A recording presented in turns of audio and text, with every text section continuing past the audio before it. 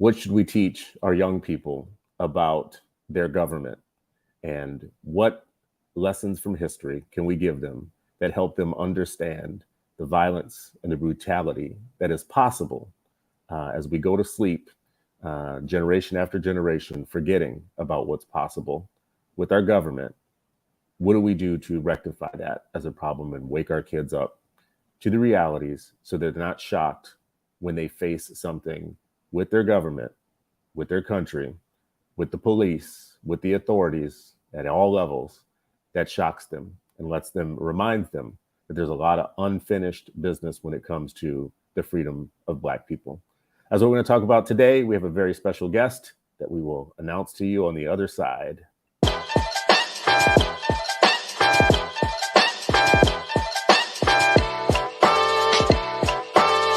is Freedom Friday, and you're still not free.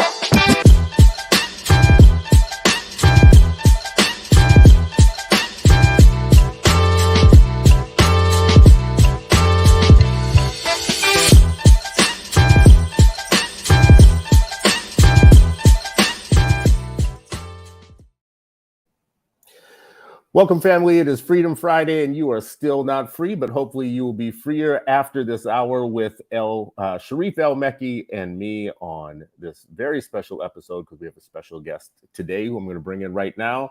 Our guest today is Mike Africa Jr., a renowned, and by renowned, I mean other people have picked up on his story and his activism and his life and all that he has contributed in the world. Some of us like to think that we're renowned in our own mind. We're legends in our own mind, but other people have said this about Mike Africa's work. In his short time, he has, and by short time, I mean, I'm older and I feel like every time I read one of these bios, I feel like I haven't done enough and I should do more. But Mike Africa is an activist, writer, a podcaster. He's a keynote speaker and a stage performer. He has been on, had been on since age 13, a long-term journey to free his parents from prison. He has a very powerful, if you go to his website, MikeAfricaJR.com, he has a very powerful kind of opening saying that, listen, I was born in prison, born in a prison cell. Let me see if I can find it. I was born in a jail cell. My parents spent 40 years in prison for being revolutionaries. Dehumanizing my family is the most powerful weapon the system used to justify oppressing my people. My mission is to humanize revolutionaries. That's deep.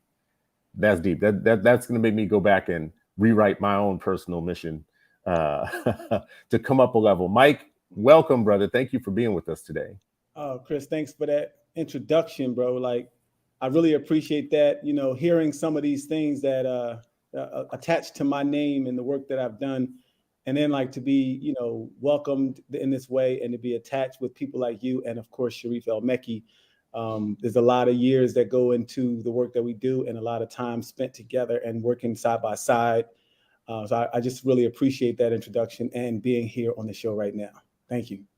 And Sharif, brother, man, your network is crazy, powerful. The people that you have, I said to you yesterday, have we done a show on the bombing of West Philly? I know we have talked about it.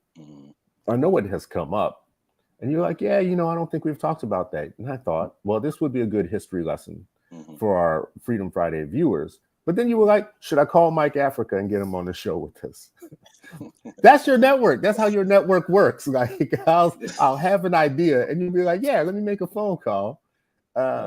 It's beautiful. You must be very satisfied with the human connections that you have made and the relationships that you have made in the work that you do. Well, and I can't even take credit for it, man. I think one, it's like where are you as a seed, as a baby, and where are you planted? How are you nurtured? What type of soil is, water and sunlight are you getting? And so that's my family and community, right? Like that's who nurtured, the relationships that I've had. They, my mom used to say like, yo, I'm gonna choose your heroes. She's like, not the boob tube, not the politicians, our community, our teachers, we're going to choose our heroes and let you know why they're your heroes. And like at some point as an adult, you're going to have to decide, are these your heroes? When you get to that age. But growing up, that was part of their mission. Like, hey, we're going to cultivate. You often talk about adults being the parents being the CEOs of the household, of their children's lifestyles and what they're exposed to. And I'm grateful and blessed, just to have grown up in the communities that I grew up in. And it was part of my education. It's part of my, worldview and framework. And like, I just feel ridiculously blessed and grateful. This is what's becoming kind of apparent to me about you, Sharif, is that you are now my model of Black privilege, because when we talk about white privilege or we talk about privilege in other communities, we're usually talking about material things. Right. But as somebody who grew up as a cub, surrounded by revolutionary people who were putting into your hands early things that counteracted the miseducation that the rest of us would get, as somebody went to another country and got pulled completely out of the American context as young, these are Black boosting, miseducation defeating type of experiences you had as a young person. Yeah, I mean, it's the shield, the tools, the armors, and every. You know how the kids say, like, yeah, they put a battery in your back. I'm like, yeah, I feel like I got a Black pride, Black liberation battery in my back, and it only need to be recharged by being in some sun and being around my people. You know what I mean? Like, right. That's beautiful. That's beautiful. I mean, that's just listening to that and hearing your response to Chris's comment about you, Sharif, and talking about where you get your inspiration from, and your the connections that you've made and how that goes back to your upbringing. That is exactly why you make the kind of connections you make. I'm just listening to the answer and I'm just like, it makes so much sense. And like, love begets love, right? And the love that you put out to the people is what, you get back from the people. That's why, that's why I answered I couldn't answer the phone call immediately when you called. But as soon as I got done with the other call, in fact, I shortened the other call so that I could get back with you away because of that exact vibration that you're putting out that I just heard from you just then, bro. So, that's a great way to put it, to the vibration that you're putting out. Yeah, like I appreciate you for being you, man. And this is what revolutions are made of. When it comes to Black revolution, especially now, today, the thing that the enemy would want us to be is divided, unloving. Mike, Africa, I love that, in your work, you're talking about humanizing revolutionaries. I think that when America tells the stories about our revolutionaries, the very first act is to dehumanize them as thinking, intellectual, smart people who are fighting for their rights, and recast them. And that's one of the reasons I want to talk about MOVE. I want to talk about the bombing of West Philly, because I feel like our stories get lost for the next generation. So first generation lived it and understands it and knows what it is. Next generation has no idea and has lost all the details. Can we talk about 1985, West Philly, the bombing? First of all, the specifics of what happened, and then a little bit about what's the lessons to draw from it for today, for young people today. If we had to teach young people about this today, what would be the lessons we would draw from it? Yeah, and I don't know which is better, to start in 85 and go back to the 70s, or start in the 70s and go back to 85. Like, either way, Mike, if you can also paint that picture, because I was out of the country in 85, but I was very much in the country in 78, and I've written and talked about that, a lot of times, so. Right. Yeah. Well, I mean, to start, the MOVE organization was founded in the early 70s by John Africa. John Africa, who's Korea War veteran, impoverished, come from a family of 10 children, Black bottom, and he saw issues within the system, and he wanted to do something about it. And so he started the group with the simple mission to protect life. He believed that nothing was more important than life. Nothing was as important as life. And when we talk about life, he's talking about the air, the water, the soil, people, animals, and that sparked like this idea about contributing to the system that imposes on life every day. You know, and one of the first things that he did in like trying to accomplish the mission to encourage people to protect life is he started like caring for animals. You know, he got a couple dogs and he cared for them, and he would show other people how to care for them, and he would explain to people that they have feelings just like we have feelings. They have parents just like we have parents. They need sunlight, they need air, they need water, just like we do. And then it got to a thing of like, you know, how are people supporting the system? What is keeping the system going? And he quickly understood that industry is what keeps the system going. The industrialists, the things that we buy and use every day.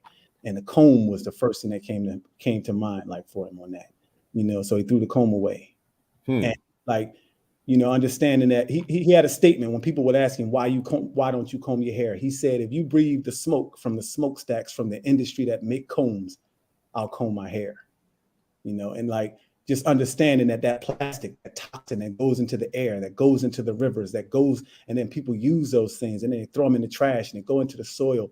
Plastic is extremely toxic, and to promote it and support it, you know, you're supporting the pollution in the air. You're supporting that you're a part of the system. So he just rejected it.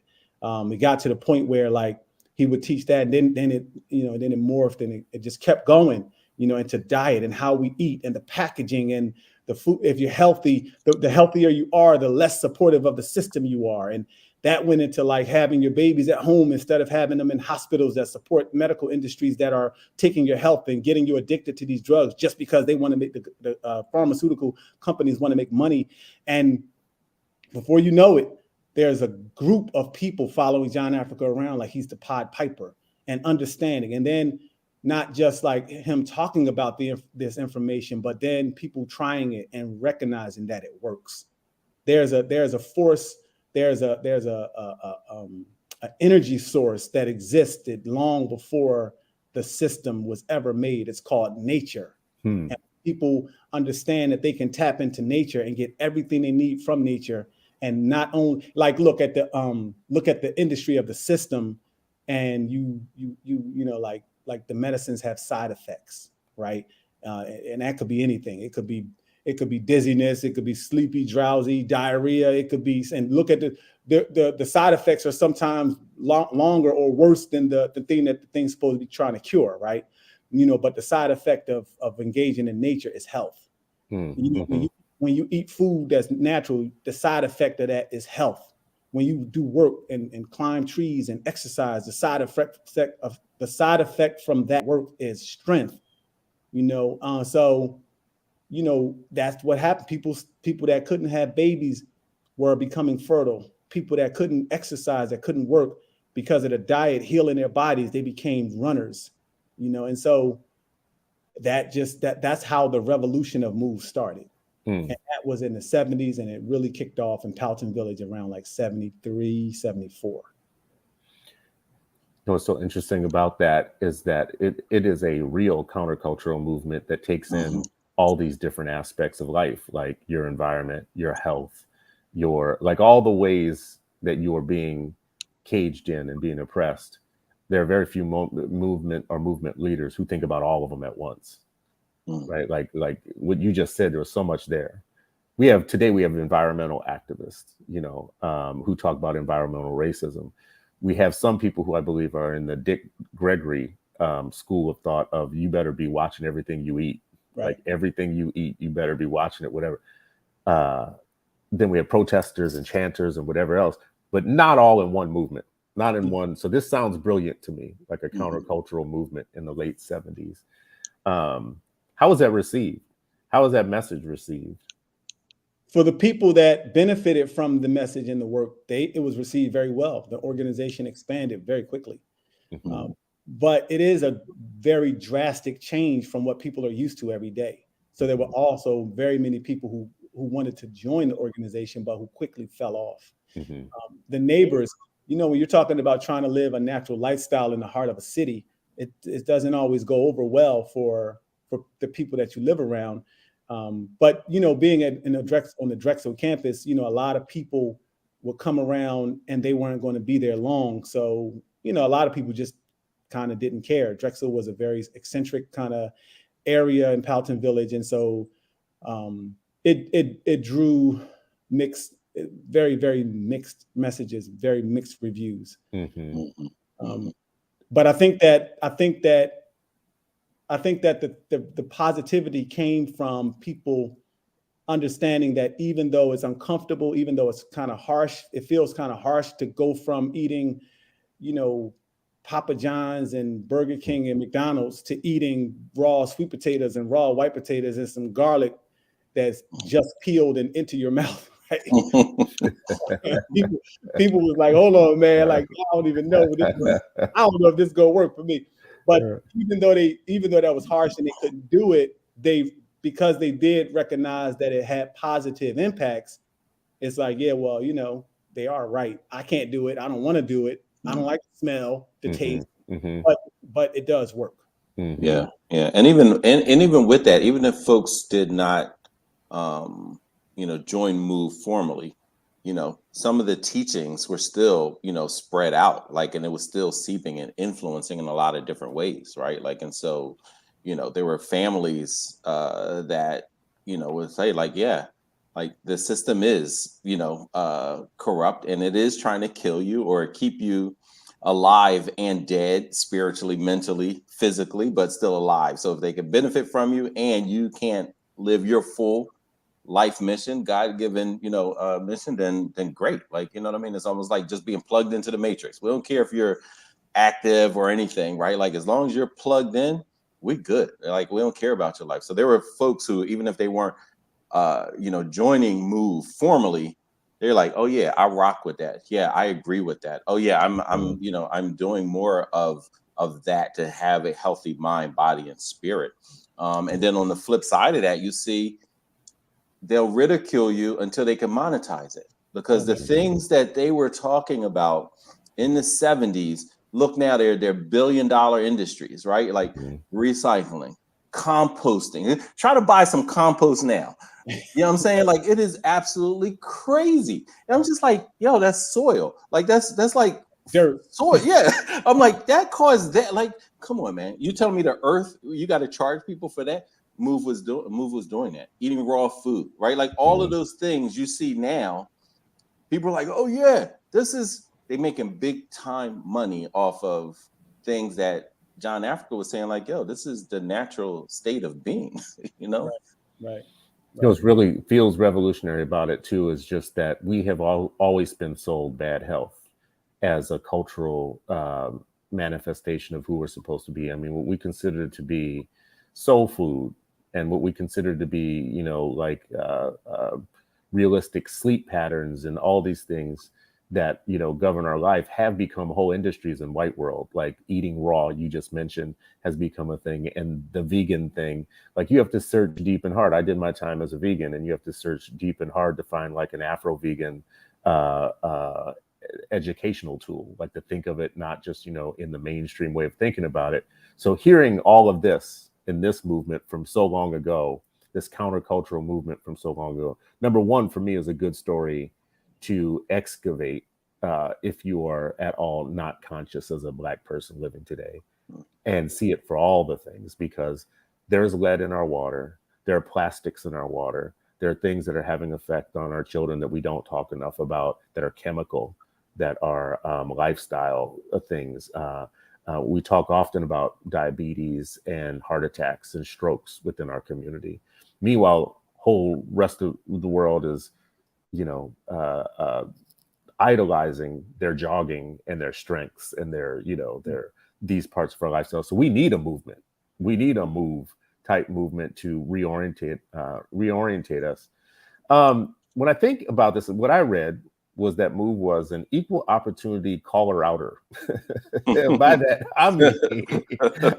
I mean, from what I read and from what I researched, not having been in Philly, not having known as much as I should about this story, they were unidirectional in their criticism, meaning everybody had something to learn from their counterculture movement, including traditional civil rights groups and other people who thought they were revolutionaries. Can you tell me a little bit about what was behind that? What was the secret that they had that made them see so clearly that everybody could be part of the problem?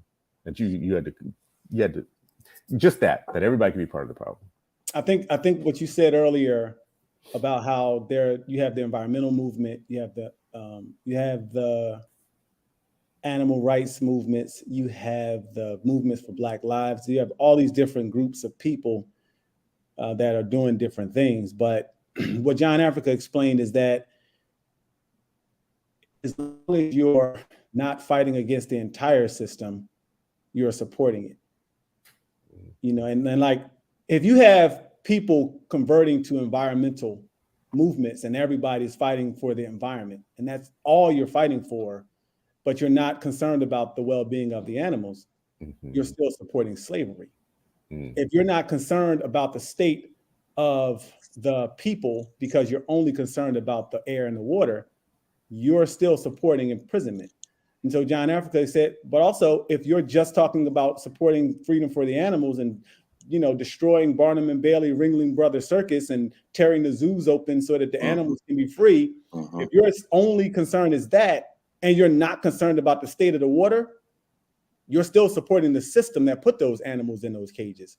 If you're, you know, so like a total revolution, a total change is what's needed.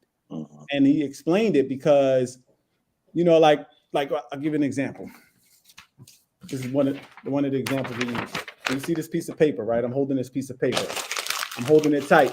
This is it. This is everybody that's holding on to the system, right? You got the whole thing. We're grasping, we're holding on, and we're not letting it go. You can hold the whole thing like that, or you can just hold the tip. Either way, you're still holding the whole thing. You know, and unless you fight against the injustice for all of life, you're still supporting the enslavement of life.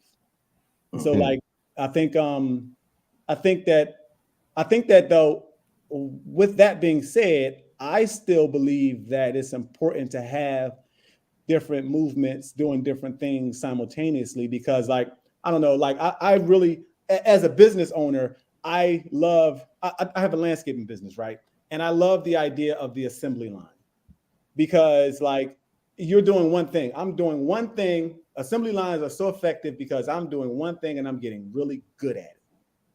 And you know, the time that it takes for me to organize it and set it up is faster. The time that it takes for me to complete the mission is faster. You get really good at it because you're not doing a lot of different things. Your mind and your attention is not split. So like for the environmentalist movement to work together with the animal rights movement, and the animal rights movement work together with the human rights movement, everybody working in unison and, you know, understanding each other's missions, but at the same time having a focused mission, like the education that you guys are doing, that working together in unison, you know, that assembly line, by the end of it, you got a product that is sound, is true, it's worth fighting for.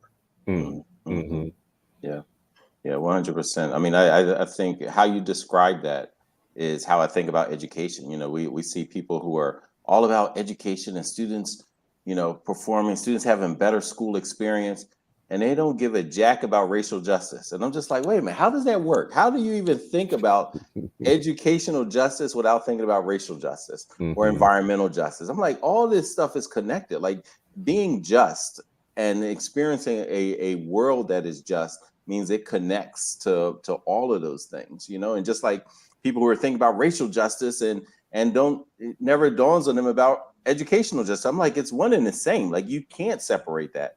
And there's so many different tentacles of, you know, we used to have these, they used to have these political cartoons we used to, you know, have in elementary school. And I remember one of the ones that was always on my mom's fridge was the octopus. And that was the United States, just tentacles in everything, you know, all the different countries, like, oh yeah, taking their, you know, resources. Well, it's the same thing for the lived experience, right? Like those tentacles are connected. So if the more, and I think part of the system's job and role and blueprint is to keep the different activists separated, you know, sow dissension, you know, cast aspersions, have them, you know, even if they're working hard in silos, they ain't gonna be as effective. But, you know, divide and conquer is the oldest trick in the book. And it's so effective, they tell you they're gonna do it. And we still fall for it. We still fall for the same old tricks. But the more, you know, cross-pollination, collaboration. And I like how Mike said, even knowing this is what this group is focused on, and here's what the alignment. It may be very different, but knowing, being aware, being in communication, and most importantly, being in community with others, that's the path forward. Mm-hmm. And building community even in the midst of crisis. Yeah. Like our cities were in chaos. Our 70 cities, which they are today in a lot of ways. And people who can build communities in the middle of that. And I love everything that I'm hearing. A focus on what you're putting in your body, a focus on what you're putting in your mind, a focus on all the ways that you can be poisoned and tainted is the first act of real revolutionary health in my mind, right? Because there are so many ways that you are being poisoned right now and you don't even know it, like the toxins and the poison. First job of revolutionaries to be educated, bro. You know, and to be healthy. Well, yeah. Let's even go. You be educated. Educated about your health, right? Like all of that. Alive. Yeah. Your first act as a revolutionary is to survive and to be alive. Yeah. And you can't do that if your diet is killing you. You can't do that if they're feeding you slop and you just eating it. That's problematic. And then we pass that down. We teach our kids that, right? Like we teach our young people the poisons that we've taken in, we actually transfer to the next generation if we don't think about it, if we're not conscious. This is why I love this story, love what I'm hearing. But here's the part for me when it comes to lessons and lesson plans that we want to teach young people about these type of issues. I love everything I've heard so far. We have a countercultural. You don't go with the normal culture. You have to be countercultural. You do think about your health. You do think about how you can build community around these ideas and how you're stronger by building community and having others in. And not everybody has to be the true blue adherent. Not everybody's got to be like 100%, because some people on the fringes will just hear some of what you're transmitting and it will make their lives better. Mm-hmm. Even if they don't go along with the whole thing, just putting it in the atmosphere and getting neighborhoods and other people to participate. So that's all good. But then I read that Philadelphia officials labeled this group a terrorist organization. And I want to be really specific about it. So specifically the mayor and the police commissioner identify MOVE as a terrorist organization, right? And a series of politics and events happen that culminate on this one day. Now, what is the day? The day is May 13th, 1985, on a Monday. 500 police officers take police action. This is like the D-Day. This is the moment. What happens there? What goes up into building this moment? What is the tension? What is the problem that is happening at that moment? And then what happens? Somebody help me out here. Yeah, I think it makes sense for the mayor, Frank Rizzo, at the time. I think it makes sense for him to see MOVE as a terroristic organization, because the information that the organization members were putting out was certainly terrorizing to a person like him who wanted to be racist, who wanted to be fascist, who wanted to be corrupt, who wanted to be brutal. So you're talking about peace and justice and love and safety and freedom and equality to a person who wants exactly the opposite of that, who wants to terrorize Black people, who wants to strip Black Panthers in the middle of the night and humiliate them and intimidate them. Yeah, that's going to be terroristic to that person, right? The May 13th bombing started years before. That was the culmination of what started years earlier.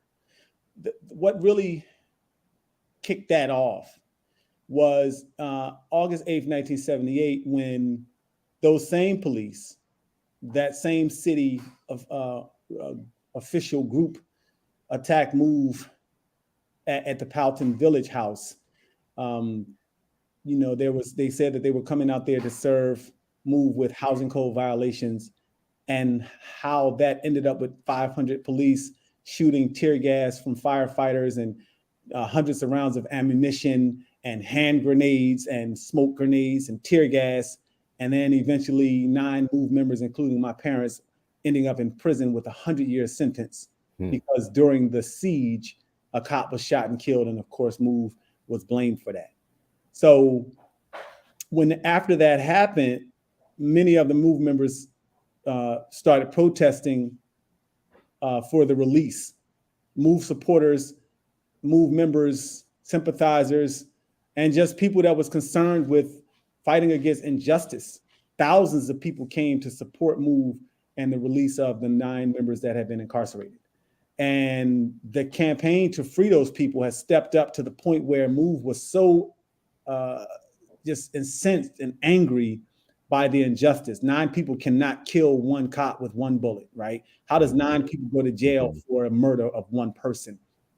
And even though the police officers admitted that they didn't believe MOVE did it, the mayor himself said that he didn't believe MOVE did it. The managing directors, there were lawyers, there were witnesses who said— And the science. Right. And then so like, how does these people say? So MOVE protested, you know, you got family members and organization members who protested, and that complaint from MOVE was met with the government sending 500 more cops out to MOVE's house on May 13th, 1985. And keep in mind, Chris, you know, I just want to, and this is the part that I've written about, you know, because I remember CNN or somebody was doing this thing about when I knew I was Black, and it talked a lot about, you know, all these Black folks were talking about, oh, this is when I realized I was Black. And I just found that strange, because I'm like, I never not knew that I was Black, but I was like, I can tell you when I saw, but not just reading about or, you know, historically and things like that. When I saw as a kid, you know, in '78, I was 7 years old, you know, and remembering, you know, them flooding the basement of the MOVE house. So, you know, a lot of times people are like, oh, it's just the police. The firemen are fine. I'm like, yeah, my early memories of firemen was them being there, besieging, you know, MOVE, flooding their basement with water. Like, I'm like, wait, you know, they part of the system, you know, in a lot of different ways, because it's not like they're going to stand up and push back, right? And so all of that, and remembering Delbert, Africa. And I'll never forget the picture, because one of the pictures that I remember watching at the kitchen table in West Philly, and my mother had already been talking about this, right? Because we would go to the church or the organizing, and I remember fire trucks and like they literally had a blockade around the MOVE community. And I remember my mother taking us there because there was a meeting like right outside the blockade. And I remember there were folks from all over, as Mike described it, like, you know, people saying like, we're not a part of MOVE, but we know injustice. We know this is a continuation of the terrorism that you all have been waging in this country against people of color and around the world. But to see that as a 7-year-old, to see like fire trucks and police, literally a siege. When you think of like old Tuskegee, where you're surrounding and not letting anybody in and out, like that's what it was, bro. All the way up to them bringing bulldozers to literally try to knock down the building while people are still in it. I remember one of the images that I remember is the police dragging Delbert, Africa by his hair, you know, and them at the same time calling other people terrorists. Like, this is like the savage, you know, that's what my mother is like. I don't even call it white supremacy. She's like, I call it white savagery, because this is what I'm experiencing. This is what I'm seeing. But the picture that I remember, another picture, these are all different images of a 7-year-old that just like, I remember, it wasn't, I didn't cower in fear or anything, but I swore that I was going to fight for my people as a 7-year-old. Like these were the things I was just like, oh no. When I, just like as a 6-year-old, when I saw that images of my father, you know, in his handcuffs and in his boxers, along with his comrades in West Philly, again, we don't have a black bottom the way we used to. But so much, you know, black love came out of that black bottom. You know what I mean? For sure. Oh my gosh, like that, like both my parents growing up in that area and seeing like all the folks that just poured in love, despite, and you saw cities in chaos, despite the chaos. But Delbert, Africa, like standing up, looking like a poster of Jesus, literally with his arms extended like this. And I'm just like, yo, if that's not symbolic of all the stuff that they're talking, but actually how, you know, black folks are just trying to live. I was like, it was a searing memory that I'll just never forget as a 7-year-old. But it was one thing. It was just like, this is gonna be my work. It was my mother's work. It was her elders' work, and I was like, you know what? I swore during that time. I didn't know what I was going to do, but I knew it was going to be with my people. You know. You know what's so interesting about that is that you're right there and you have a front row seat. So of course it's an education for you as a young person. It's like the best lesson ever. Like you see it, you have a line of sight on it. Yeah. And then I always worry about what happens with the next group and the next group and the next group as they forget. Like our collective memories of these things and how brutal they are is part of our problem. Oh yeah, we all got to be griots, right? Like we cannot let these things, just be. Listen, when we were kids, I remember we went to the downtown. I mean, to DC, and I was just like, wait a minute. I was shocked to see that there were statues of like Native Americans in Congress. Like I forget, it was in the basement. I was just shocked. I'm like, wait a minute, they hate, like, wait a minute. I was trying to wrap you're a first grader. You're just like, wait a minute, you murdered all of them. And then you erect a statue, you know what I'm saying? Like, but you know what? That's always the way that it works. I mean, eventually we're going to have a Mike Africa stamp, right? Like it's just, it's a period of time. They hated Dr. King on the day that he was assassinated. They hated him. And it took about 30 years or however long, but then all of a sudden you have a holiday or whatnot. We still don't have the Malcolm X stamp necessarily. No, they got a Malcolm X stamp. Do they? Yeah, they got the Malcolm X stamp. They got a Malcolm X stamp, man. We definitely don't have the Malcolm X holiday. But give it time. Give it time. They will kill you today, and eventually they will they will take over your image in the future. And when I say they, it'll either be corporate America that does it, or you might have a McDonald's move commercial at some point, right? Like this is how absurd capitalism is in the world that we live in is that today they will kill you, they will bomb you, they will shut you down, and then they will find a way to monetize your story and sanitize your story for broader consumption. But I want to stick with the brutality for a moment. You have people being dragged out of a building, in their boxers. You have famous pictures of this. You have people being brutalized and being talked to in all kinds of ways.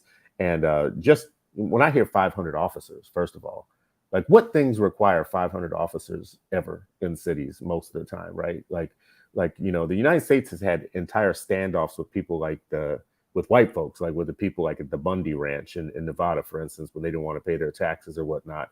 And that ended without any bloodshed, without any bombing, without any, whatever. Those people all walked away from it. So you can make decisions about how you're going to handle these things. But let's talk about, let's finish the story. So we have all of this. We have a racist police commissioner. We have an action on a group of people that looks very much like it's coordinated and on purpose. Maybe to teach them a lesson, and a helicopter drops a bomb. I have not found another story like this in urban history, right? Like dropping a bomb, knowing what the effects of that could be for an entire neighborhood. I mean, you're trying to do something within one residence or whatnot. What happens then? Tell me now what happens after that? What's the aftermath? I think that what Sharif said about he knew what he wanted to do. He didn't know. He knew that he wanted to be supporting black people and with his people and like exposing injustice, like teaching and whatever. He didn't know where he was going to end up or how it was going to work out or what career path it was going to be in. But he understood what he wanted to do. And I got this thing I say, understanding what you want to do is probably 80% of your success, right? If you want to go to California, you want to get there, but you're starting in Philly, you got 3,000 miles ahead of you. Understanding where you want to go, that's most of the work is already done. Now it's just a matter of how you get there, the road you take, the gas stops and whatnot. I think that was the same for the system. Like they knew what they wanted to do. The police came because they had a plan, they had a mission, and it wasn't to serve warrants. They didn't. Even though they said that's what it was. We come to serve these arrest warrants for 4 people because they had bench warrants on them. They didn't show up for court or something. I don't know what government sends 500 police to serve bench warrants, which they later dropped. It was that important. It was that important to send 500 cops and arm them with M1s and M16s and sniper rifles and 50 caliber machine guns and armor piercing anti-tank guns and a bomb, C4, right? And to shoot 10,000 rounds of ammunition at a house full of people, to shoot fire, those deluge hoses from firefighters. People underestimate, they don't understand how powerful those fire hoses are. Those, I'd say I got a speech, and in one of my speeches, I talk about the power of those things. Those things are powerful enough to shoot 10 stories high straight up into the air. And firefighters are trained to never use them on buildings that they know people are inside of. They have 4 of those things trained on Move's house, just directly shooting at Move's house. And, when they couldn't get the bunker off, when they couldn't get the people to come out because the people were obviously terrified, they dropped the bomb. And when the bomb ignited a fire, the police commissioner and the fire commissioner decided to let the fire burn. Let it burn. The fire will force people out. And it did. When people tried to escape the burning inferno, the police snipers were there and they shot people as they came out of the house. Children that were running down the back alley with their bodies melting were shot and shot in the head by police. And it's so, when we started the program, Chris, you were talking about what we're teaching kids, what should we be teaching the children in schools, right? Well, I'll tell you one thing, we should not be teaching them about George Washington being a hero. We should not be teaching them that their forefathers of this country were great people who were just trying to make this country great against the issues of Britain and whatever. We should be teaching them about current issues that can help change and make positive impacts on the country that we live in today. And trying to sweep May 13th under the rug as if something, that was insignificant or that didn't happen. 11 people were absolutely murdered. And the mayor who ordered the bomb to be dropped, this Black mayor named Wilson Goode, he actually said those things that he believed that the police commissioner, he has with 99.99% certainty that the police commissioner, Gregory Sambor, was out there to kill everybody in that house. Yet he sent them out there anyway. This feels very much like an act of war. It doesn't feel like a police action. It feels like straight up war. It makes sense because Gregory Sambor, who was the police commissioner, he was a war veteran from the Korean War and from the Vietnamese War. So, and for him to be the police commissioner, and Leo Brooks, who was a general from the Pentagon, was managing director. So they brought in those two to do exactly what that was, an act of war. And then once that job was done, those two resigned. Yep. And this is why, and I just want to point out, this is why history is so important. All of this is part of the legacy of not only Frank Rizzo, but George Washington. This is all, a continuation of the same type of legacy and mindset. Right. Frank Rizzo, today, because this is why I get nervous about, today's movement sometimes being disconnected and misunderstanding, because we can talk about mass incarceration, but if you're not talking about mass incarceration and talking about MOVE and talking about the Panthers, then there's a disconnect in your understanding of when mass incarceration started. Mass incarceration didn't start with Biden and the anti-crime bill and but sometimes it's portrayed in that way. And I'm just like, no, dog. Like there are people from the 60s who were locked up, who are still locked up. People who've been in prison for 50 years. Like, so this war started a long time ago, but sometimes people are like, oh yeah, this is a new thing with the signature of the bill.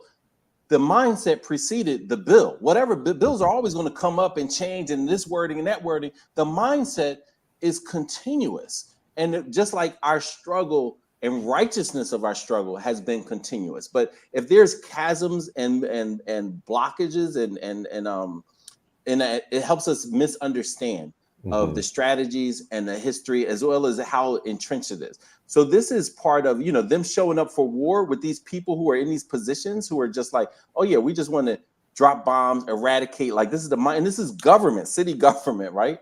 But also Frank Rizzo, the mayor, was also the boy who was like, yo, we're talking about like defunding police and militarization of the police. Yo, in the 70s, he was bragging about, yo, we got enough, our cops are armed enough to invade Cuba.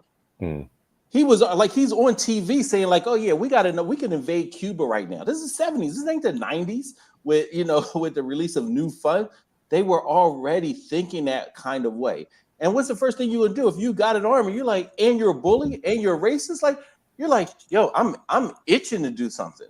And the way that Mike describes, and the way, and this is all historic. This ain't just stuff like, this is all historical stuff. It reminds you of, this is how they would go into Native American communities. This is how they would go in, right? Like when they describe like just going in and mowing people down, children, women, men, and call you the terrorist for saying like, yo, I'm a human being. I'm a man. I'm a woman. Right. I have the right to defend my. It's all the same stuff. This is America. So, it's more than America too. I'll say like this is part of the global white supremacy project. When you think about it in terms of what's the punishment for any people of color who say they're going to be free, that's whether you're Brazilian or whether you're, Pan-African or whatever you are, anywhere where a person of color says, I am going to be free. I'm going to learn to read. Okay, we'll cut some of your digits off. We'll cut your fingers and toes off because you tried to learn to read. Right? I'm going to run away from this plantation. Okay, cool. From now on, you're going to wear this big collar around your neck and we're going to cut off one of your ankles, right? Like the punishment goes back years and years and years ago. Oh, we're going to overthrow you as Haiti. We're going to overthrow you. We're going to be free. Oh, yeah, really? Okay. Well, we're going to saddle you with a whole bunch of debt that makes it so that you are very different than the Dominican Republic now today. The punishment for wanting to be free. You're going to overthrow us. Then that turned all the rebellions, the slave rebellions were followed by changes of laws that were savage. Oh, you're gonna uprise? Okay, well, we got you on your uprise. Go ahead and do that again. Watch what happens, right? And slowly, I think if you looked at every single decade, there's a version of this. So I'm glad that you guys are linking it back beyond MOVE. Like we're talking about the 70s right now. But you could go to the 60s, the 50s, the 40s, the 30s, and keep going all the way back to the 1700s. And there will be a version decade by decade of what they did savagely to Native Americans, what they did savagely to Africans that wanted to be free. And what's interesting, what I'm listening to from this is we are having a national argument about what we should even teach our kids about police officers and the police.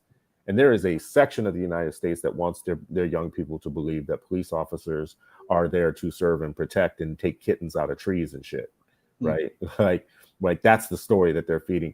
And that is part of their reality. And at the flip side, we are talking about post-MOVE police departments that have seriously, I should say, become militarized with the equipment that they have. What you just said, what I just heard you say about the folks back then who were saying, we could invade another country with all we have. That wasn't as much of a possibility for most urban police departments as it is now, because after the 80s, the war on drugs and using asset forfeitures to take money to buy military weapons, and the actual American military selling weapons to police departments all across the country, we are in way different shape now, right? And the MOVE thing almost feels like it's been normalized in the way that police departments manage and over police our people in a lot of cities, right? This isn't old. You think about the Ferguson activists who are no longer with us, right? Mysteriously no longer with us, right? And you have to ask yourself the question why nobody really tells that story very much. The most prominent Ferguson activists, not the ones who became famous for coming down to Ferguson and exploiting the situation for fame, but the ones who were from there and lived there, showed up in burned out cars and in trunks. People should look this up and think about it, for speaking out and trying to lead revolution within Ferguson. So all of this to me comes back to, like, what is our curriculum with our young people to teach about these serious issues and these historic flashpoints in time, so that we don't lose the importance of what we should have learned from them. I know I'm going long on this point, but as you guys talk, I just keep hearing new bits of information in my mind that each warrant unpacking. Right, like this was a deep story. You know what, and it's deeper than that, right? Like, I lived a crazy life. I was born in a jail cell. My mother was pregnant with me when the police shot thousands of rounds of ammunition at us. You know, I was both parents in prison, so I was put in an orphanage that was very abusive, and then I watched May 13th happen at the age of 6. Mm. You know, and seeing the kids that I was in that orphanage with be bombed and burned and shot to death, right? And then when, you know, in the process of my parents being in prison and working to get them out since I was 13, 14 years old, you know, and not having that happen until age 40, but working to get them out nonetheless, and they're home, right? It took 40 years to do that. So the hardest thing up to that point for me was having to do something. It's still even hard to talk about, right? In the process of trying to get my parents free, and that being my primary mission, I had to do things that I never expected to have to do, but I had a very clear mission: free my parents and do whatever it took to make that happen, to get the other people out, the other Move 9 members, get them out of prison. And Wilson Goode, who was the mayor who dropped the bomb, he said he wanted to help get them out. And like I said, up to that point, the hardest thing I had to do was actually meet with him to figure out what was needed to get my parents out of prison. And over 15 meetings we had to do that. Mm-hmm. I left some of those meetings vomiting. Mm-hmm. You know, already carrying around a level of like survivor's guilt, already carrying around like, you know, to add like feeling like sort of betraying my people because I'm sitting down in front of this person was another level of like trauma and hurt and guilt and whatever. But to get my parents and the other people out of prison, I was going to do whatever I had to do. Mm-hmm.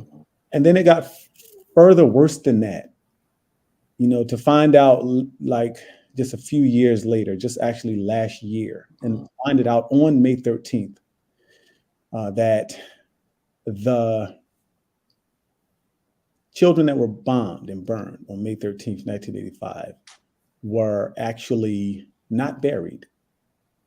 Penn University, the University of Pennsylvania Museum and Princeton University stole their remains, did not turn them over to the families, and used them as research material, made videos holding up their bones and talking about them being juicy and healthy, and probably a building fell on this one because there's a fracture here that is not natural, and sold this course called the Coursera course, Losing Personhood, and all of this gruesome demonic stuff. They sold this course to over 5,000 students. You know, and to find this out and to read about this in the papers and talk about this is one of the most unbelievable nightmares. And so we're still in the battle right now, still in the conversations and litigations about what is to be done. We're talking about what should not be taught to children in schools. This is history that is happening right now, where white people have taken the remains of children, put them in museums, encased them with embalming fluid to preserve them, and deceitfully not turning them over to their families so that they could have a proper burial. It's really, really a testament to how gruesome and how egregious and how horrible the system is. And then for the mayor, Jim Kenney, to hire a team of lawyers and experts to investigate this whole thing. And for those investigators lawyer Esquire, what's her name, Kiera Gray, to make the determination that the medical examiner's office was at fault in large degree because they did not determine the cause of death of those people to be murder, even after they were bombed and shot, burned. The cause of death should have been changed to homicide. The medical examiner's office responded by saying they don't have it in the budget to do their own investigation, so therefore they're not going to change the determination. You know, it's a really, really good opportunity for people to take a good look at the system and how they don't care about us. Yeah. And mind you, like how it's a university, museum, you know, like we're the enlightened, you know, we are the educated, right? And then to government and all of this, you know, just, but again, if you don't look at people as human beings, as full human beings, then this makes it easy for you to do. You know, this makes it easy for you to even have remains of a child and be so cavalier, about it. Like that shows like just the depraved thinking and mindsets around. And again, as Mike said, this is a continuation. This is the same. This ain't like a bunch of different stories. This is the same story. Same story. Could you imagine? Could you imagine Mike Africa Jr., this black brother from West Philly, the bottom? I'm from 39th and Reno. Could you imagine me chartering a helicopter real quick, flying it over some Jewish family's house? Jane Weiss, one of the people that's involved, and she was like holding up the bones and talking about how they're juicy and all whatever. Flying it over her Jewish family's house, bombing it as her family trying to come out, machine gunning them down, taking their bodies, putting them in the trunk of my car, driving around the city for 37 years, showing them to my homies. What's up, y'all? Check this out. Yo, give me $50 and I'm gonna let you check these bones out, bro. These came from a real Jewish person, an authentic Jew. Check this out for $500. And then you know what we learned during the process of this? Like they would, Janet Monge, who was the curator of the museum, she would bring the bones out during banquets and parade them around on carts and show them this came from a MOVE member, Tree Africa. If you give me a donation, I can show you more body parts of other MOVE members and whatnot. Imagine a black person, myself, Mike Africa Jr. doing that. Hey, bro, look, I got a real bone. I ain't even gonna sell it. I'm gonna just let you see it. If you give me $500 and a bag of weed, bro, I got you. Like that shit is so crazy. And then what would happen if these people found out that I did this for 5,000 students and I made $1.5 million off of it? Because these people were authentic Jews or authentic Italians or authentic anything. Anything. This could have been bones from a cat and people would see it as egregious. Oh, yeah. Could have been bones from a pit bull. But when it comes to MOVE, oh, no, we don't have it in the budget to worry about that. We can't, be concerned about that. It's too much. We already stressed out as it is.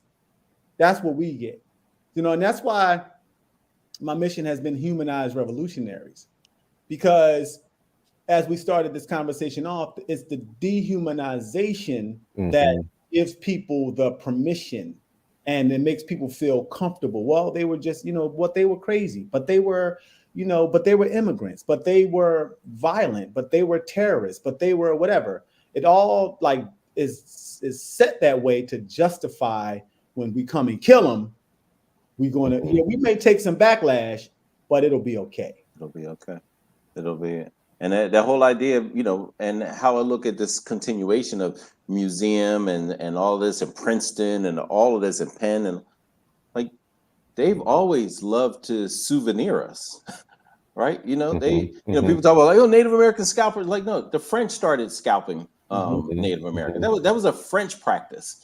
Right, when they would lynch us and they're cutting us off and taking postcards and selling and having them in jars in their bars, you know what I mean? Like oh yeah, this is so and so's, eyeball. This is so and so's ear. This is what they've always done. Hey, I'm gonna charge you for it, right? Like it's such a deep, sickened way of thinking. And again, back to dehumanize, because when you dehumanize, it doesn't mean that you make them less human. When you dehumanize, you're actually saying that they're less than my favorite pets. They're right. As you said, let something like this happen to somebody's dog. Look at what happened to Mike Vick just over, you know what I mean? Like right. when they're dealing with us, they're like, yeah, you ain't even my favorite pet. Man, I feed my dog before I feed you.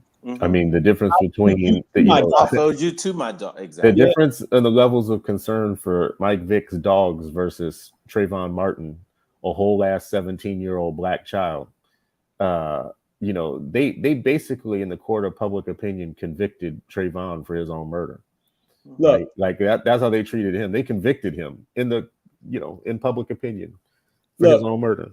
The case with Mike Vick, he didn't get caught. He didn't go, like, the case wasn't so much about the dog cruelty as much as it was about they didn't get a cut of the money he made from it. The case of Trayvon Martin, yeah, you was beating this boy's ass and he couldn't defend himself, so he shot you. I mean, but he hunted you to get you there, right? He hunted you. Breonna Taylor, the wall that was shot got more of a conviction than the man who shot her. Right. So like, and like, it's just a thing of, it's real simple. They don't care about us. We're not brought to this country in chains because they care. We're brought to this country as currency. We provide, we are what they need to live. We are just like expendable, like not even expendable. It's beyond that. It's, we're the people who, we're less than the cattle that they have on their farms, and the reason is because they're threatened. They are so threatened by us. They are so threatened by our ability to move and be strong and adapt and make it. They are so threatened by our melanin. They are so threatened by the fact that we are the original man, right? They are so threatened by who we are. And, it's in part, and their sickness just bleeds over onto us. And this is why it's so important for us to understand who we are and who they are. Yeah, and it's I think really important for us, and this is building on what you're saying right now, to have a clear consciousness and understanding about the game that we're in, and to know that it's a global one. This isn't America. Like, they brought us here in chains, but they brought Africans everywhere in chains, and they were very valuable. Africans were valuable because of what they can produce. We're in a much more dangerous situation now because they don't see as much use for us as they used to. Like, we were very expensive and useful as producers of free labor, free levels of production. We are no longer that now. Now we are captives in systems where they are often annoyed that we even exist. They're annoyed that they even have to manage us. In poverty programs and in restricted areas of the country and in cities and in places. So we're a source of annoyance to them that doesn't produce for them like we used to produce. So we're worth even less, and we're even more threatening. And with the liberalization of a lot of things, with us being able to move freely and to enjoy different levels of success that we never had before, we're even more of an irritant.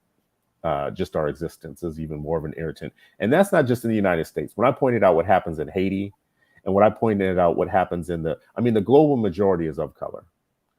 And you have to ask yourself why the global majority doesn't own, why the global minority owns 80% of the world's resources, right?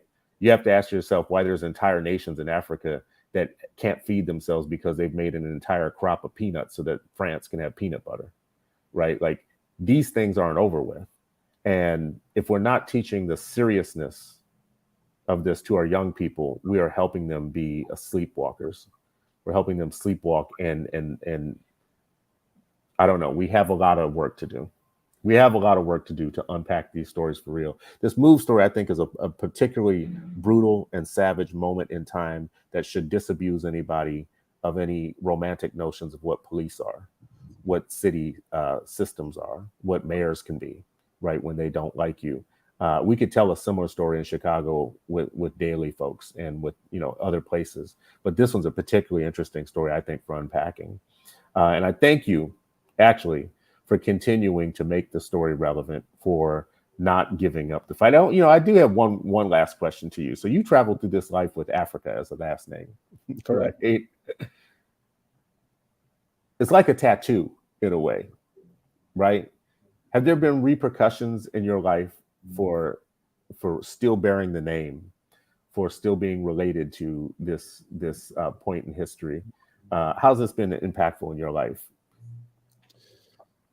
Yeah, and you know what? As I get more and more popular, you got the HBO film that came out, 40 Years a Prisoner, and my face is all over it, right?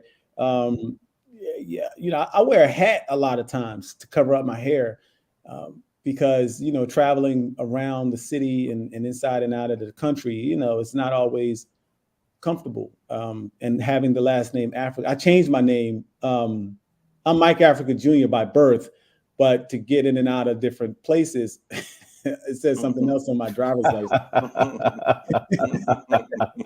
That's smart. Joe Smith. Welcome, Joe Smith. There you go. So that's the thing. But you just learn, you adapt, it's just part of life for Mike Africa Jr. But there's still a lot of things you said thank you for the continuing to work. That's what I do. Like Sharif, you said everybody need to be griots, right?